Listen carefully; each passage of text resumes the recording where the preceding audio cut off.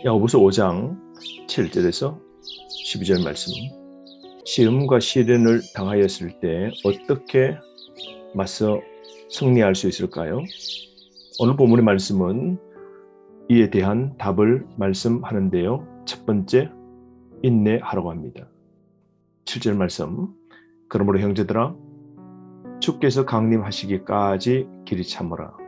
보라, 농부가 땅에서 나는 귀한 열매를 바라고 길이 참아 이른 비와 늦은 비를 기다리나니. 여러분, 농부처럼 참으랍니다. 땅 주인에게 핍박받는 자들, 부자들에게 시험과 시련을 당하는 자들에게 당부합니다. 주님 강림 고대하면서 현실의 고난을 길이 참으라는 겁니다. 왜냐하면 주님이 강림하시면 행한 대로 갚으실 거고 산자와 죽은 자를 심판하시고 양과 염소를 구별하지 않겠습니까? 그러므로 인내는 성령의 열매입니다. 참을 때 어떻게 참아야 됩니까? 길이 참아야 됩니다. 이 참는다는 것은 적극적으로 하나님 그 명령에 순종하는 태도입니다. 그러므로 우리가 이 땅의 삶 살 때에 훗날 하나님이 우리에게 주실 그 복들을 기대하면서 우리는 길이 참아야 됩니다. 농부가 비가 오기 전까지 계속해서 참듯 고난과 어려움 속에서도 우리는 끝까지 참아야 됩니다. 8절 다시 강조하는데요.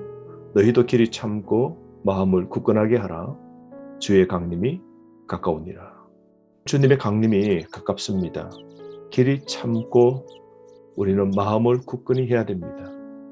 주의 강림에 마음을 고정시켜야 됩니다. 추수날을 기다리는 농부처럼 말이죠. 밭에 질병이 오고 잡초가 자라고 날씨가 굳어지고 또 비가 오지 않는 상황도 있고 해충과도 싸움이 날마다 연속일 겁니다. 그럼에도 농부는 가을 추수 때를 바라보고 끝까지 길이 참습니다. 그 마음을 추수날을 바라보며 고정하는 것이죠. 여러분, 우리에게 이런 농부 같은 인내가 꼭 필요합니다. 9절 말씀, 원망하지 말라 그럽니다. 이것이 바로 우리 당한 지금의 시련을 이길 수 있는 방법입니다. 9절, 형제들아, 서로 원망하지 말라. 그리하여야 심판을 면하리라. 보라, 심판주가 문 밖에서 계시느니라. 서로 원망하지 말랍니다. 가난한 사람은 부자를 원망하고 또 부모를 원망하고 조상을 원망하고 환경을 원망하게 되죠. 우리가 시련 당할 때 꼭 기억해야 될 것은 서로 원망 말아야 됩니다. 그러므로 기다림도 필요한 결실의 과정임을 알고 끝까지 기다리면서 끝까지 원망하지 않는 태도를 유지해야 됩니다. 그럴 때 우리는 어떤 고난도 이겨낼 수 있는 것이죠. 10절 말씀부터 11절 인내의 모범에 대해서 말씀하는데요. 선지자들처럼 길이 참으라고 말씀합니다. 10절 말씀, 형제들아, 주의 이름으로 말한 선지자들을 고난과 오래 참음의 본으로 삼으라. 여러분, 온갖 시련과 싸워 승리한 선지자들 보십시오. 특별히 히브리서 11장 36절에서 38절 말씀을 보시면 숱한 믿음의 선진들은 여러 가지 고난과 환난과 핍박들을 당했지요. 그러나 그들은 한결 불평 없이 하나님의 구원과 하나님의 소망의 말씀을 계속 선포했지 않습니까? 그들은 훗날 하나님이 주실 영원한 보상을 바라보면서 끝까지 참은 겁니다.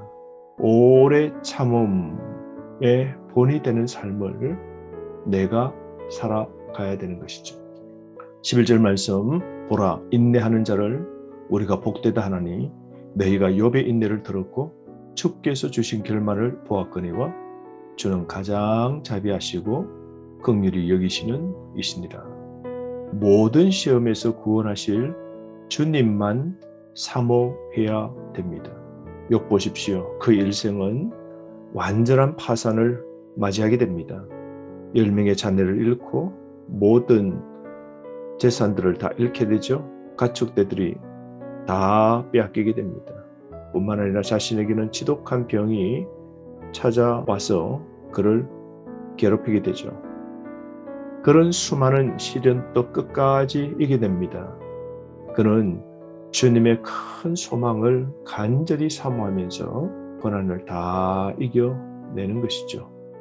주님이 훗날 주실 소망을 바라보면서 그는 오늘 당한 고난 끝까지 인내하며 삶을 믿음으로 지탱해 나갔지 않습니까? 그러므로 여러분, 욥처럼 선지자들처럼 길이 참읍시다. 끝까지 참는 게 오늘의 고난을 이기는 겁니다. 12절 말씀은 맹세하지 말고 진실하게 실천하라 라고 말씀하는데요.